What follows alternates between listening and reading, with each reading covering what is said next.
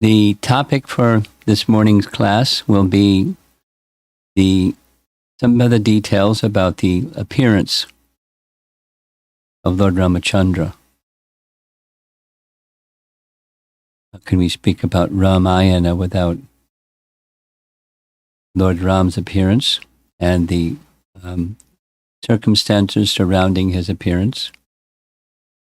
Of course, we can't forget, we've been reminding ourselves the three main purposes of Ram's arrival, or Lord Vishnu's coming, or Krishna's coming into this world: protecting the devotees, annihilating the miscreants, and reestablishing principles of Dharma. We mentioned what Ram speaks to Bharata at Chitrakoot. By some persons, it's taken to be Ram Gita. That's his establishing teachings, as he speaks about many things, about the soul, about Varnashram, and about standards of dependency upon the Supreme, and so forth and so on. Principles of Dharma are established in detail. So those are purposes, and then comes the detail of how Lord Ram appears. There's a very interesting section, because the topic came up already, in Uttarakhanda. Uttarakhanda has lots of nice jewels. In Uttarakhanda of Valmiki Ramayana, there's a description of Dasarath one day paying a visit to Vishishta. Vishishta is the priest of the royal family, but he didn't live in the palace. He lived at a cottage some distance from the palace, so he went to visit him and pay his respects. And when he arrived, much to his surprise, Durvasa Muni was visiting with Vishishta. And it was during the Kartik period of time, the 4 months of the rainy season. Durvasa Muni was taking the opportunity to associate with Vishishta and engage in austerities along with Vishishta. And when Dasarath arrived, he paid his respects to both great brahmanas, and in the course of the discussion, Dasarath just happened to ask about the life duration of himself and his sons. So Durvasa Muni revealed that long ago there was a conflict, one of many, between the demons and the demigods. And the demons were getting defeated badly. So the demons took shelter of Bhrigu Muni's wife. Doesn't mention her name. And Bhrigu Muni's wife had given a pledge to the demons: if you ever need, come to me and I'll assist you, I'll give you shelter. So they came and took shelter of Bhrigu Muni's wife. And Lord Vishnu was assisting the demigods to defeat the demons. And Lord Vishnu came to know, of course he's omniscient, that Bhrigu Muni's wife had given shelter to the demons. So Vishnu, get ready for this, Vishnu became angry. Because we've had, why do sages become angry, and why does Vishnu become angry? And so any transcendental anger, because there was a purpose. He became angry, and with his Sudarshan chakra, he severed the head of Bhrigu Muni's wife. And Bhrigu Muni, this is the same Bhrigu Muni that's described in the 10th canto of the Bhagavatam, who concluded that Lord Vishnu is supreme. That same Bhrigu Muni then cursed Vishnu. And the curse reads like this. Maharshi Bhrigu angrily cursed Lord Vishnu to be born upon the earth as a human being and suffer for some period of time the pangs of separation from his wife. And immediately after exploding with his anger, he realized what he had just done, and he fell at Vishnu's feet and asked Vishnu to please forgive him. And Vishnu forgave him, and Vishnu said, because you've given this curse, I'll abide by this curse. And then, so I'm going to read it so that I get it precisely here. My dear Dasarath, it is for this reason that Lord Vishnu has appeared as your son, Rama. So were there opportunities in Ramayana for Dasarath to understand that Rama was Vishnu? He's the personality of Godhead. And Durvasa Muni is telling him, from Ayodhya he will rule over the earth for 11,000 years, and 2 sons will be born unto him through the womb of his beloved wife Janaki. Now, we also have circumstances, at least from the Bhagavatam. I don't know how the commentators of Ramayana would respond to this, but from the Bhagavatam we know that there were circumstances where the divinity of Krishna was also understood. At least in Vrindavan, it quickly got covered by Yogamaya potency, so we can assume that Dasarath wasn't operating on an ongoing basis after hearing that from Durvasa Muni, that Rama was Vishnu, although Durvasa Muni is authoritative. Here's a very nice photograph of Ayodhya, and today another one is pictured here. Ayodhya, translated, means invincible or impregnable, and some of the background, it was built by Vaivasvata Manu, or built on his order, and in this way the Sun dynasty from Vivaswan to Vaivasvata Manu to Ikshvaku came and ruled in this city. That's in the Surya dynasty, and then the line of kings in the Surya dynasty followed. It's the capital of the Koshala province and or kingdom, and it's based along the river Sarayu. There you see the river Sarayu, and some bridges and so forth.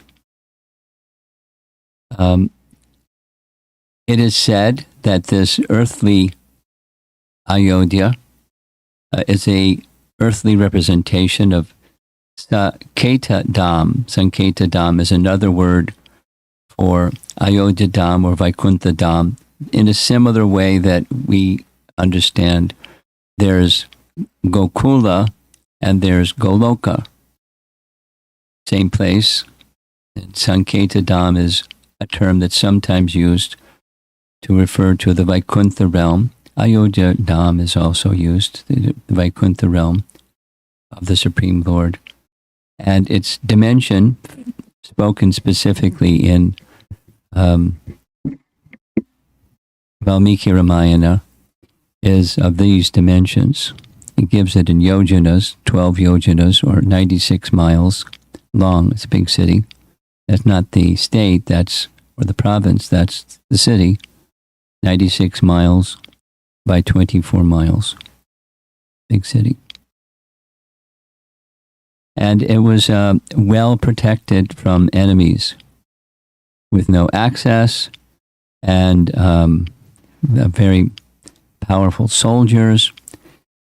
And so many things are described in Valmiki Ramayana, many camels, horses, elephants, soldiers, cows, 7-story buildings. Pretty amazing. How would they build buildings with 7 stories without the equipment used today?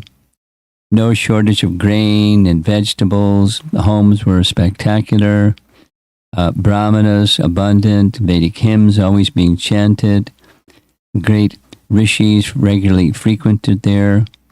The king, Dasarath, was virtuous and an emblem of Dharma and so on. And the people followed. They were also very dharmic and truthful, fearless, free from misery, and so forth. So it was a splendorous place, like the spiritual world on earth, Ayodhya, including and during the time of Lord Ramachandra. Next, there's a nice verse from Brahma Samhita that speaks of Lord Ramachandra, and I think it's going to play Mahatma Prabhu singing. Let's see.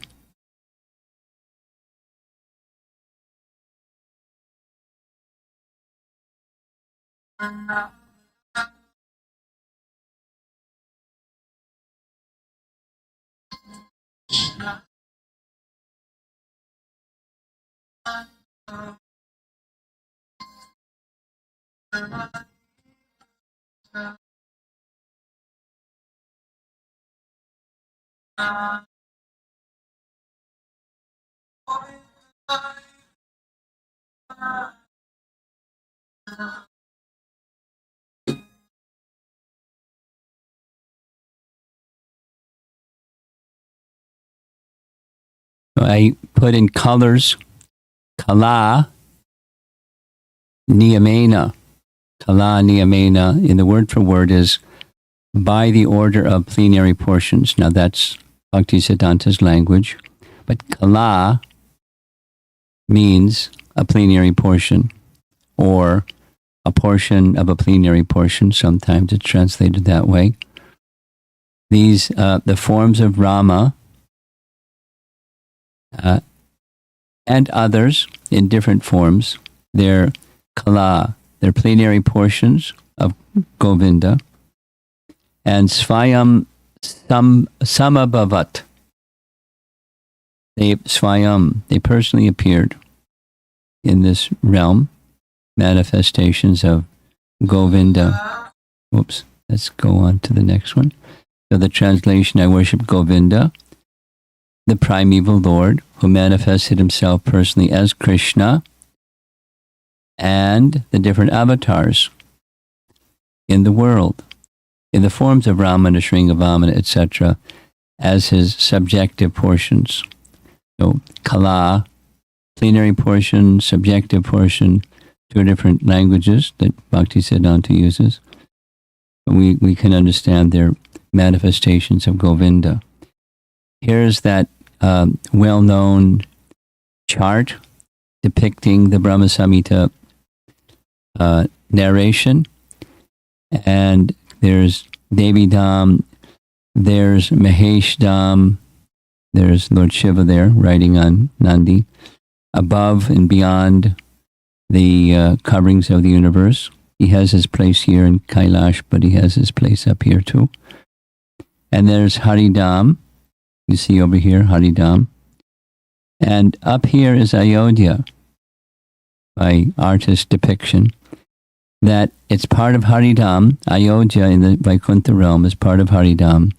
And then above Haridham is Golokadam. And here's a close-up of the same. Here's Ayodhya. You can read the letters at the bottom. Ayodhya. And then this is the artist's depiction of what Brahma Samhita says about Goloka. At the center is Radha Krishna, the petals that are the abodes of the gopis, and in the core quadrants, there are the Vasudev, Sankarshan, Pradumna, and Aniruddha, and so forth. So it's rather than going through the whole, the purpose of showing this is the position of Ayodhya It's supreme amongst the realms of Haridam. The manifestation of Ramayana, we discussed this already with Valmiki, but there's Lord Brahma, who appeared before Valmiki. In the background is this situation where the hunter is shooting an arrow to kill the male cruncher bird. There's the male cruncher bird over here. And seeing this scene, Valmiki not only became angry, but he spoke a particular verse that's celebrated by a certain meter, Anushtup meter. It's the same meter as Bhagavad Gita is spoken in. The Ramayana is the original one from which all of these Vedic texts have their written form. And we often say Vyasadeva, who's in a much later cycle of the Yugas, wrote down the Vedas. It's interesting. Here is Valmiki writing down Ramayana. He wrote it down. He taught it to Love and Kush. They sang it. And the purpose of singing it was to commit it to memory for other than Brahmanas, because Brahmanas had the capacity of remembering perfectly what they hear once. So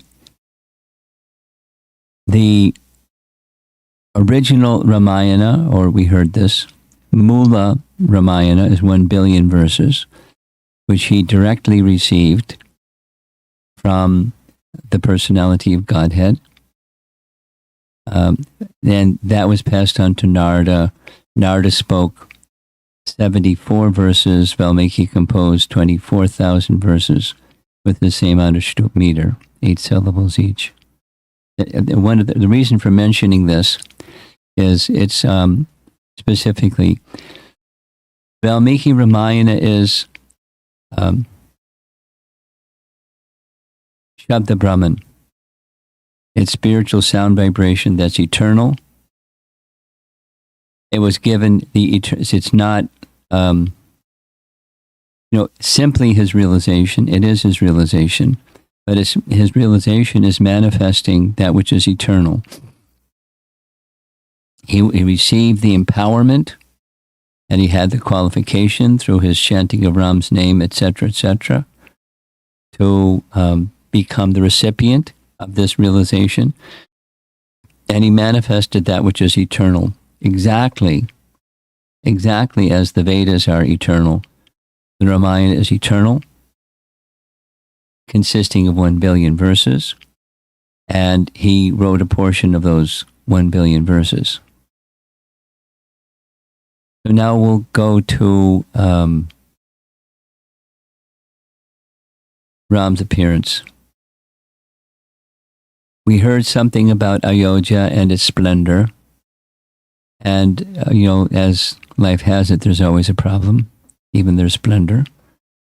And that difficulty was that Dasarath had no sons. And it's a duty of a king to provide a successor to the throne. And there were no sons. You see at the bottom, there are 353 wives. We only hear about 3 of them. And how did he marry 350 additional wives? And the description is provided as follows. Contemporary with Dasarath was Parashuram. And Parashuram traveled throughout the land killing Kshatriyas. And he had a policy, and that is he would not kill the king if the king was in the midst of a marriage.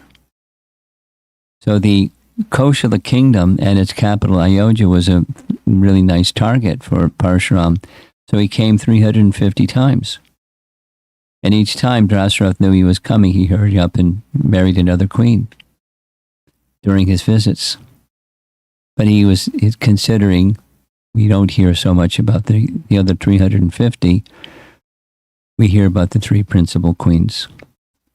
And in any case, there was no son. So he was feeling a vacancy, another one of the sorrows that comes in Ramayana. And so he was contemplating what to do. And then the idea came to invite Vishishta to come perform a yagya whereby he could have a son. So that was his inspiration. He sent Sumantra to invite Vishishta to come and told him the reason. Vishishta was very, very happy. And Vishishta came and said, let's do it. This is a very wonderful suggestion.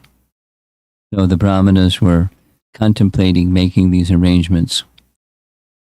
In a separate private discussion, Sumantra is we celebrated in many ways, a minister, but as also the chariot driver. He is the chariot driver taking the chariot of Ram, Sita, and Lakshman into the forest. So Sumantra pulled his king to the side and said, I want to tell you something very wonderful that I heard. In a previous yuga cycle, the four Kumaras were having a discussion, which I think you'd like to hear. And in that discussion, the Sanat Kumara, amongst the four Kumaras, explained, Kashyapa Muni had this capacity, besides Lord Brahma creating entities from his own body. Kashyapa produced a son while meditating on the sunlight. While he was meditating on the sunlight, suddenly in his mind came the thought of a personality. And when he thought of that personality, from his mind, the person appeared. Because Kashyapa he's a Prajapati, he has powers that most people don't have. And he named the son Vidambika. Vibhandaka. There we go. Vibhandaka. And as soon as Vibhandaka came out of the mind of Kashyapa Muni, this is foretold in a previous yuga cycle by the Kumaras and being narrated by his minister, Sumantra. Vibhandaka went into the deepest forests in Madhya Pradesh, which is now famous as the Chambal Valley, and he performed very intense tapasya.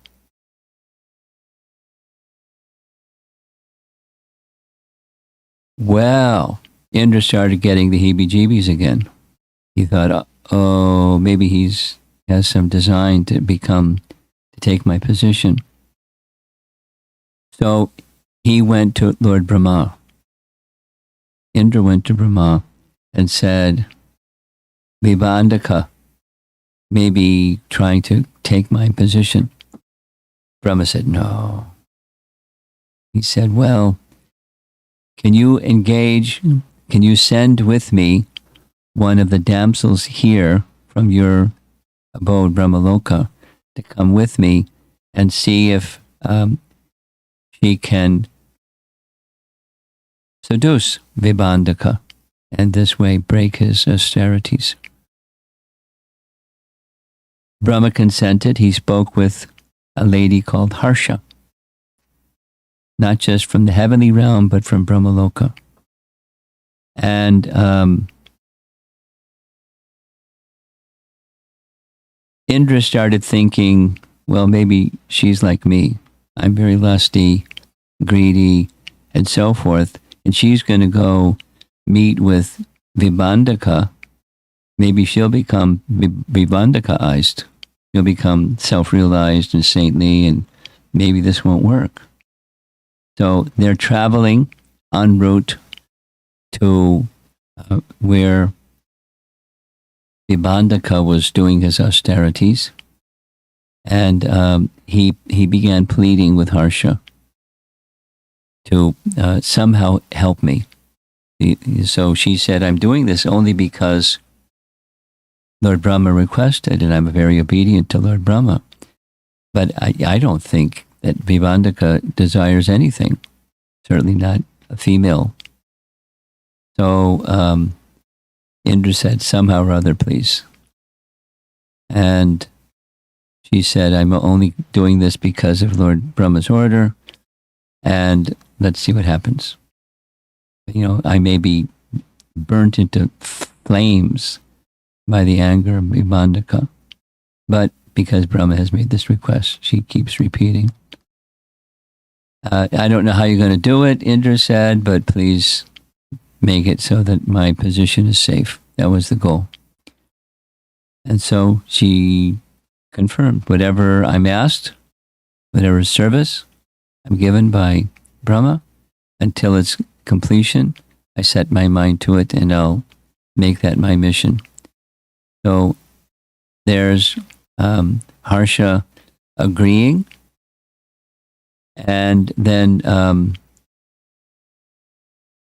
she approached Vibhandaka, said, who are you and what are you doing here? And she said, I think you're a great sage. I think you know what my intention is. And he said, I have no intention. I have no intention of fulfilling your desire. He left some of his seed, and you can do with this whatever you like. It was fed to a deer.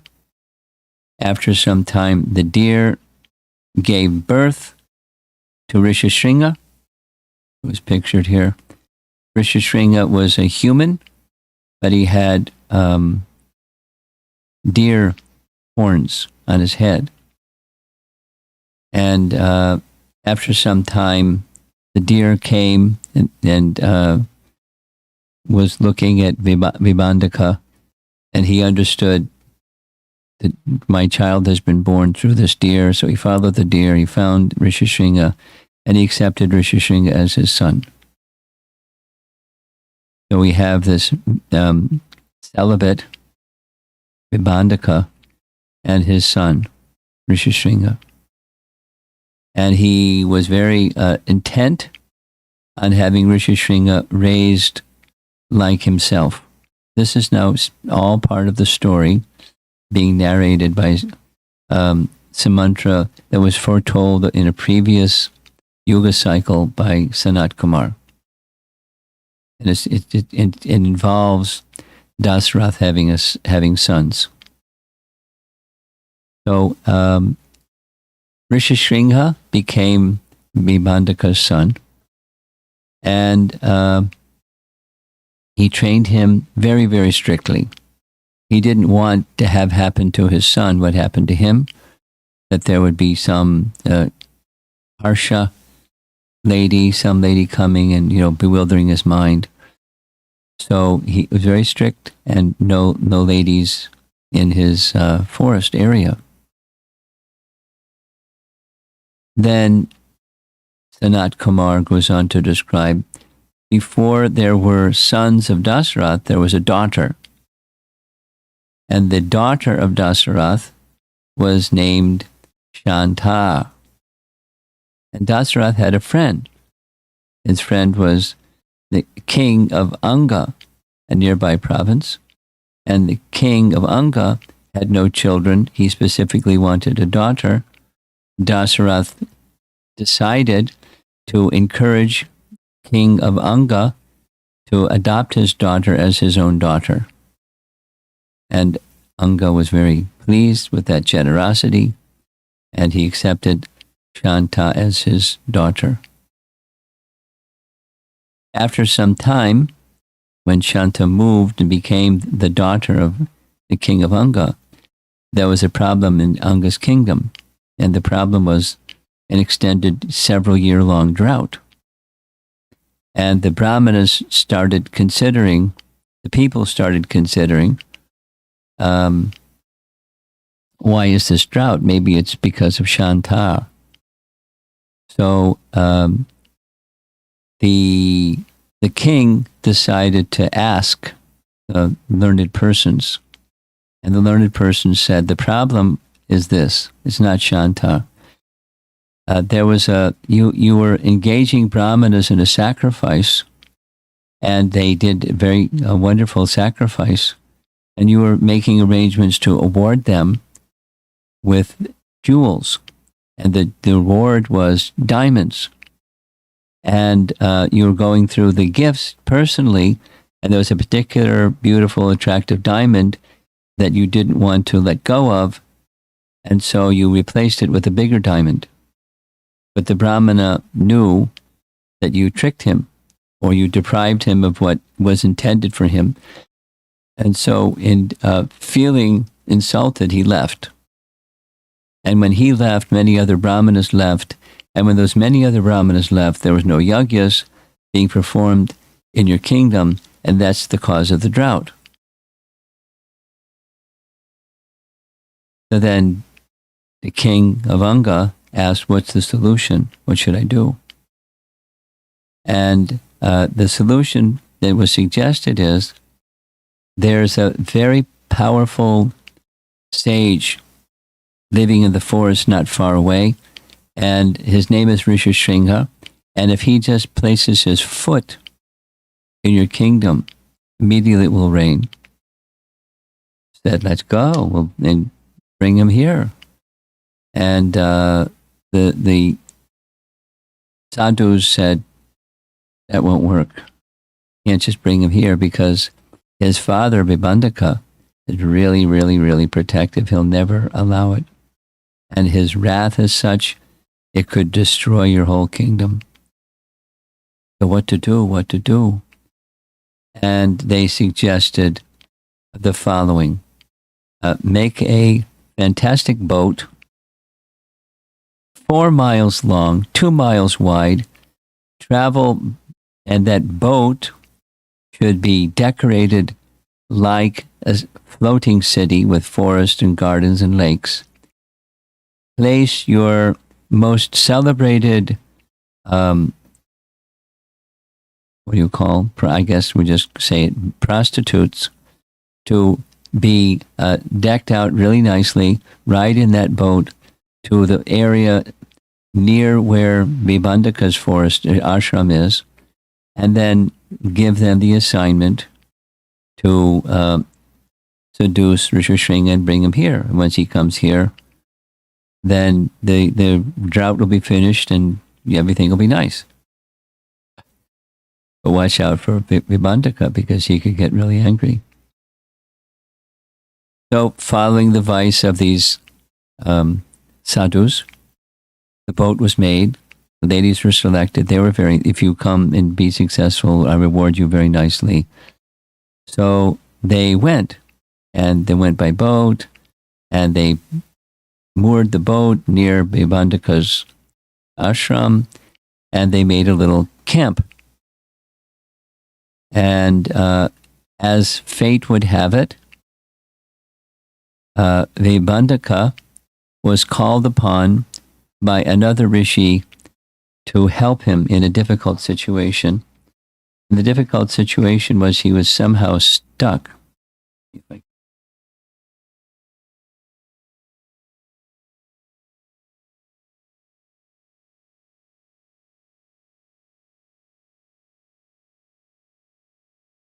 Was an astrologer who gave all.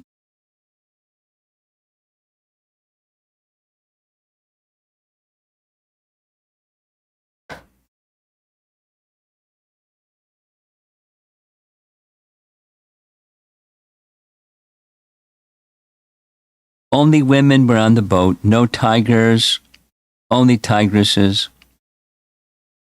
They all had rudraksha beads, tulsi mala, jasmine flowers tied up in their hair, and they were all praying, doing meditation, and chanting mantras. As they went to Vibhandaka's ashram, Vibhandaka was absent. He had left his ashram to help a sage who got stuck in the mouth of an elephant. He was calling, save me, and no one else heard him, only Bibandaka. So he told Rishishringa, you must perform the yajna 3 times daily until I get back. When Bibandaka left, the demigods made arrangements and got him involved in so many other things that Rishishringa was left by himself. By chance, the son of Bibandaka wandered from the hermitage to the place where the courtesans were staying and saw them there. The women's garments were of different colors, and they were singing with sweet voices. Gathering around the sage's son, they all spoke the following words, "Oh, Brahmana, who are you? What are you doing? We wish to know you. We wish to know. You frequent this distant and uninhabited forest by yourself. Please tell us." He had never before seen in the forest women who were of beautiful form and desirable. In his heart arose the desire to tell them about his father. He said, "My father is Bibandaka. I am known as Rishishringa, and in this world I am engaged in the practice of austerities. Nearby is my hermitage, which is delightful to see. There I shall honor all of you for the rules of Scripture." This is in addition to Ramayana, it's described in Mahabharata as well, Vanaparva. And then the courtesans saw their opportunity. The chief courtesan said, "On the other side of the hill, which covers the space of 3 yojanas, is my hermitage, a delightful place. There, not to receive obeisances is the rule of my faith, nor do I touch water for washing my feet. I am worthy of obeisances from persons like you, but I must make obeisances to you, O Brahmana. This is in my religious observance. I pay obeisances by clasping the other person in my arms." Rishishringa said, "Let me give you ripe fruits." This many ripe fruits. "May it please you to take a delight in them." She, however, set aside all those edible things and then gave him unsuitable things for food. All these were exceedingly nice and beautiful to see and were very much acceptable to Rishishringa. And she gave him garlands of an exceedingly fragrant scent and beautiful and shining garments to wear and excellent drinks, and then played and laughed and enjoyed herself. Here's a painting showing what they're up to. In his direct sight, he played with a ball.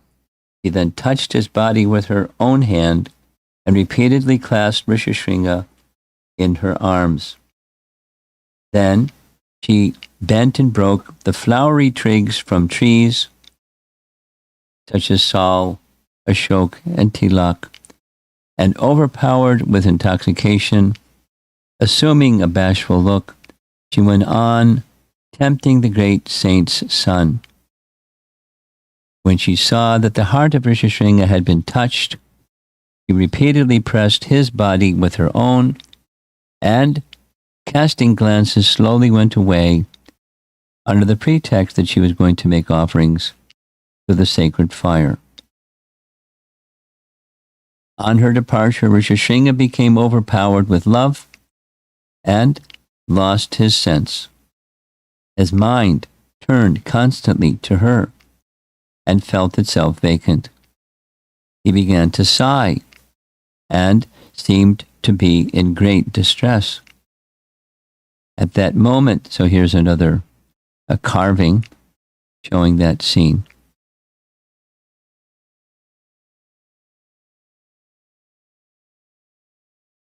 At that moment, Bibandaka appeared "O son, you seem to be pensive and to have lost your sense. Why are you so sad today? Let me ask you, who has been to this place today?" Rishishringa described the ladies as forest sages. Having thus forbidden his son by saying that those were wicked demons, Vibhandaka went in quest of her.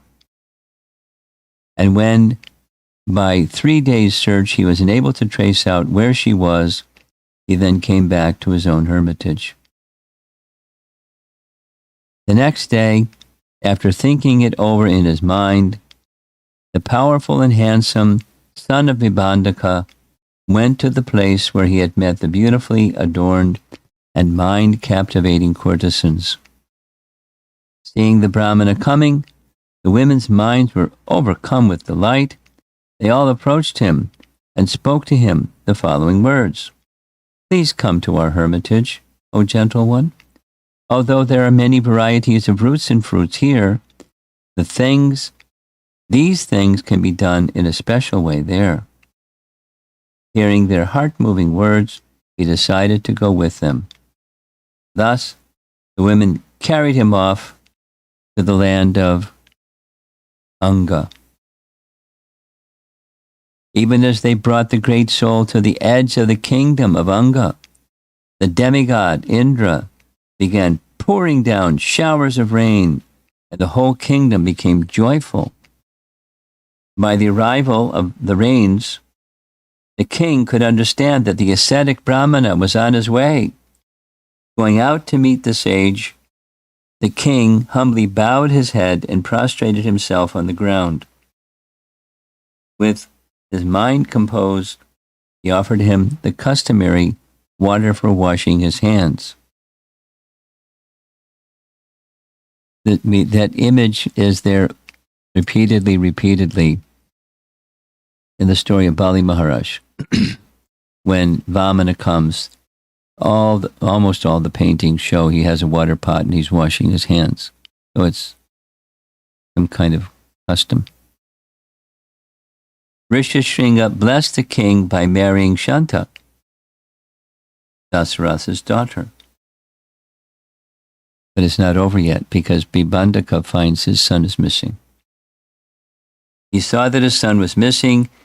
He was angry at the king of the land for creating a circumstance where his son would leave his hermitage.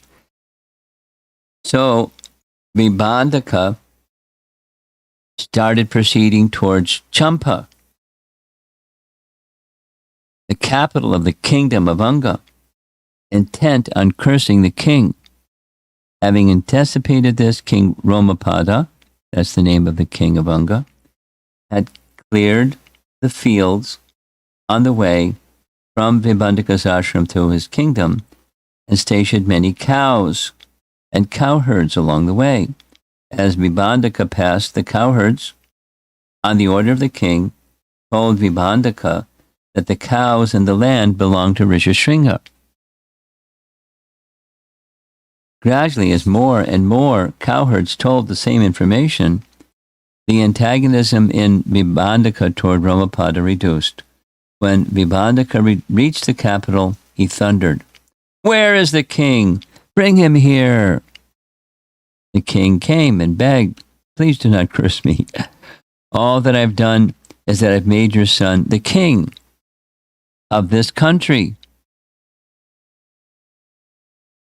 Vibhandaka then understood, now that my son has become the king, he has to protect the citizens. If I curse, then the blame is going to be on him, my son, because he couldn't protect his citizens. So he called his son, "Rishishringa, come here." Rishishringa came, and Vibhandaka said, "All right, as soon as one son is born, you must return to the ashram." This was the narration presented by Sumantra to Dasaratha. Continuing. Then Sumantra continued, "O king, please hear from me the beneficial words as were they were spoken by Sanat Kumar." In the dynasty Ikshvaku will be born a righteous and fortunate king named Dasarath, who will be true to his promise. He will strike up a friendship with the king of Anga. The king of Anga will have a highly fortunate daughter named Shanta. The name of the king of Anga will be Romapada, also known as Chitra Ratha. The famous King Dasarath will request of him, O righteous one, I am most fortunate by your order. Let Shanta's husband, Rishishringa, attend the sacrifice which is to be performed for the continuation of my dynasty. Thinking about what King Dashrath had said, King Romapada will hand over his son, the husband of Shanta. The virtuous King Dasrath will request 3 boons from the best of the Brahmanas, Rishishringa. 1. Successful execution of the sacrifice. 2. A son. And 3. Ascension to heaven. Rishishringa had such power. The protector of the people will achieve his desired goals by the words sprung from the mouth of the Brahmana. The king will have 4 sons of immeasurable prowess. They will firmly establish the dynasty and will be famous throughout the world. Thus, this topic was narrated in the previous Satya Yuga by the foremost and blessed sage Sanat Kumar. O Maharaj Dasrath, go yourself with your army and retinue, properly honoring the sage Rishishringa, and bring him here. So, there's the answer to Dasarath's anxiety. And so he immediately gathered his ministers, just exactly as was recommended by Sumantra. And he went to the capital of the king, the kingdom of Anga. And because they're friends, the king of Anga and Dasarath were friends. That's why Shanta was given in charity to him to adopt and raise as his own daughter. As soon as he came, the king was very, very happy. We see in the center there, that's Rishishringa, and his wife Shanta behind him. In the upper left looks like the two kings having conversation. And lower left, there's the Dasarath with his 3 queens have come, and Rishishringa has agreed to come. So they depart to Angadesh, but they also return back to Ayodhya with the 2, Rishishringa and his wife, which is the daughter of Dasarath. And the decision is made between Vashishta and Rishishringa that not just the Putra Kameshti Yagya should be done, but an Ashvamedha Yagya should be done. So 2 yagyas. And the first yagya, it takes a long time to arrange, and the horse is sent here and there, and see people give tribute and so forth. And there's details describing all of this in Valmiki Ramayana. And then when the second yagya was in being performed, the Putra Kameshti Yagya, specifically for someone to receive a son, Putra, as the beneficiary of the yagya. While that was going on, the demigods first they were there to receive the offerings in the yagya. They were assembled in the sky or near the yagya. they speak to Brahma, you please do something because you created a problem for us. You gave benedictions to Ravana that make us susceptible to his power, and there's nothing we can do to respond because of the boon you gave him. So please fix the problem. So they decide to approach Vishnu. Vishnu immediately just appears in their assembly, and they offer prayers to him and make the request that he assist in destroying Ravana and his Rakshasa armies. Vishnu says, yes, in fact, shortly I will appear as 4 sons of Dasarath. And you know the story. And when the yagya is going on, there's 2 brahmanas, the Rishishringa and Vishishta. This celestial person rises from the sacrificial fire and gives the payasam to Dasarath. Behind Dasarath are his 3 queens, and similar depiction. The queens are there, the 2 brahmanas are there, Dasarath is there, the payasam is there. He distributes to his queens in a celebrated fashion, and Sumitra gets 2 portions, so she bears twins. And the appearance of the 4 sons and the name-giving ceremony after 40 days, we hear that is the custom or the procedure or the culture for Kshatriyas. 40 days after the child is born, the name-giving ceremony is given. We heard the name-giving for Lakshman and Bharata already. And of course, Ram and Shatrughna's names were also given.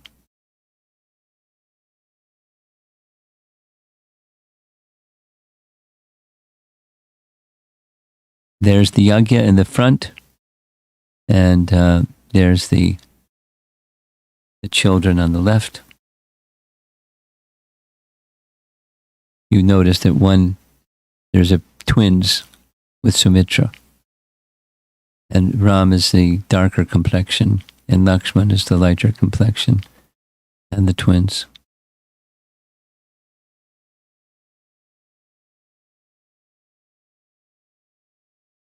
Valmiki Ramayana says that this Nama Karana ceremony lasted for 11 days. Not much, we heard this already, not much detail, just some small number of verses giving general descriptions about their childhood activities. But, the same, the delight to the 3 wives and the rest of the assembly, the royal assembly. And some nice B.G. Sharma paintings, this one and the next one, showing their childhood, enjoying the company of Dasarath. The ladies, of course, enjoying feeding, another B.G. Sharma painting. And we're almost done for this morning. In Vishnu, this is from the Bhagavatam, and description in the purport. Vishnu Damotara, with reference to Vishnu Damotara, Lago Bhagavatamrita, that's a book by Rupa Goswami, making reference to scriptures. He explains that Rama is an incarnation of Vasudeva, Lakshmana is an incarnation of Sankarshan, Bharata is an incarnation of Pradyumna, and Shatrughna is an incarnation of Aniruddha, the Chaturvyuha, in these 4 brothers. And in Padma Purana, there's a different description. Padma Purana describes that Ramachandra is Narayana, and that Lakshman, Bharata, and Shatrughna are respectively Shesha, chakra, and shankha. And Prabhupada concludes that little purport that this is to be not to be confusing, but it's shankha. It's kalpa beta. We've heard this several times now. Differences within the descriptions of Lord Ramachandra and his life from authorized sources, and these are certainly authorized sources. It's to be considered as simply different days of Brahma. So there's variation in the activities of Brahma and the activities of Ram. And Ram is growing up. We don't hear much of the details, but we hear the end of his childhood in the Balakanda. He's now 12, which means another age has come. And Dasarath is in big anxiety because Vishwamitra wants Ram to, along with Lakshman, to go with him. And promise was given. Vishwamitra becomes ready to bring a problem to Dasarath for not fulfilling his pledge. And Vishishta, this is our last. We saw these images already. Vishishta calms the waters. He advises Dasarath, no problem at all. Send your sons. Vishwamitra is very powerful. He could destroy these demons, Maricha and Sabahu himself. But he's giving the honor to your sons, to your son, to Ram. Lakshman goes because he's inseparable, so the two brothers go. He will protect them. They will gain fame. It's for their benefit. No worries for the safety of your sons. So, just hearing the words of Vishishta, that's enough for Dasarath. He becomes calm. It's a good idea to have Vishishta around, or persons that are connected to transcendence and the heart being open to them, because the mind can become calm again. So he agrees. So that's a little description of some of the background behind the appearance of Lord Ram. And as was told by Durvasa Muni, he would be separated. Ram will be separated from Sita for some time. That was Brigu's curse.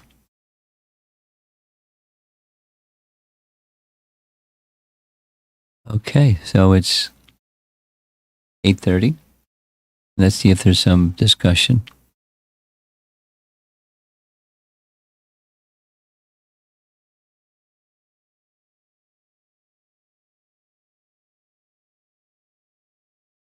Hare Krishna Guru Maharaj, I have just one thought, and I'm not sure if I am correct in that. I was thinking of Daksha's sacrifice.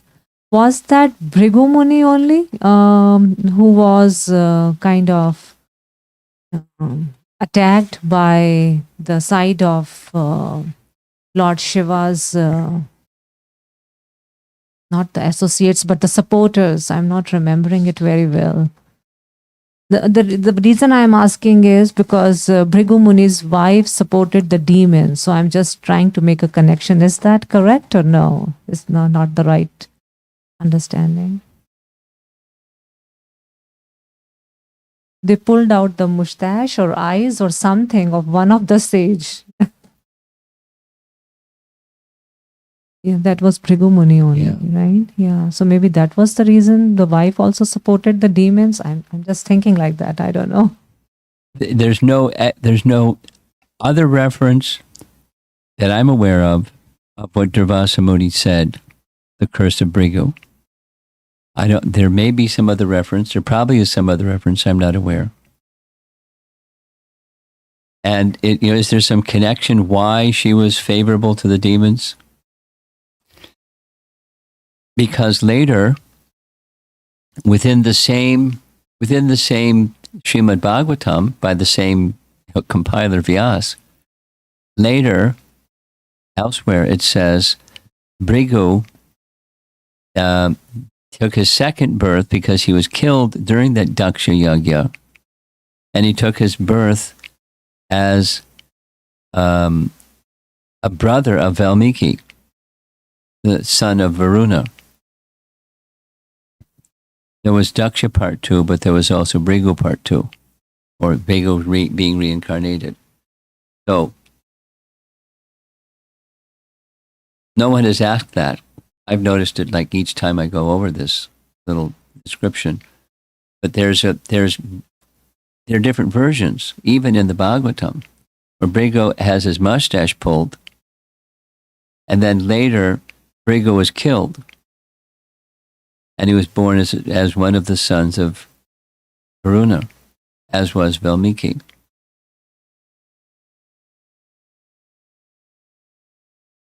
There are different descriptions within the same Bhagavatam. So what to speak of, the reason why Brigu's wife was favorable to the demons. It can be different days, it can be so many things. So the cause and effect,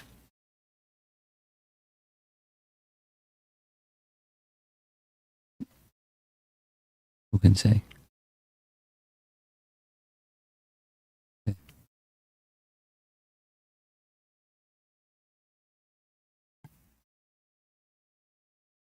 How are we doing? Anything in the room or anything online? Nothing online. Okay. So we'll carry on this evening. We have another 5 classes, and I'll have to give careful thought to the best topic for the next 5 classes. See you this evening. Srila Prabhupada Ki Jai.